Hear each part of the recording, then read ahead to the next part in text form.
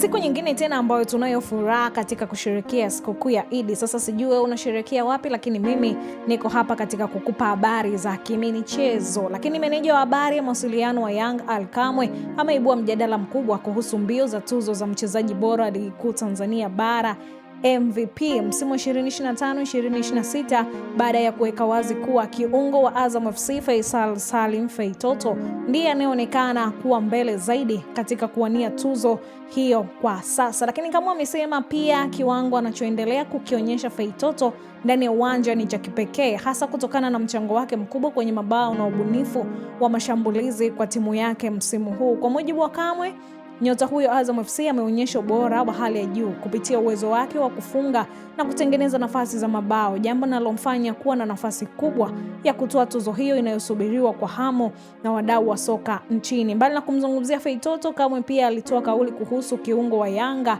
Alan Okello ambaye naye ametajwa mara kadha kuwa miongoni mwa wachezaji wanaowania MVP kutokana na kiwango chake bora msimu huu. Hata hivyo, Kamwe aliwataka mashabiki wa Yanga kutokuwa na pressure Okello kwa mjadala wa tuzo binafsi, akisisitiza kuwa jambo muhimu kwa sasa ni nyota huyo kuendelea kuitumikia timu yake ipasavyo na kusaidia Yanga kufikia malengo yake ya msimu. Tusimpe pressure Okello kuhusu mchezaji bora wa msimu, muacheni afanye majukumu yake uwanjani. Hata ligi ikimalizika leo, MVP anajulikana ni Feitoto kutokana na kile anachokifanya ndani ya timu yake na namna ambavyo anaongoza kwenye mchango wa mabao. Kauli ya Kamwe imeongeza moto kwenye mjadala wa nani atastahili kutoa tuzo ya MVP msimu huu, huku mashabiki wa soka wakizidi kusubiri kuona nani hataibuka kidedea mwishoni mwa msimu huu. Sasa hii ni Gift Online TV.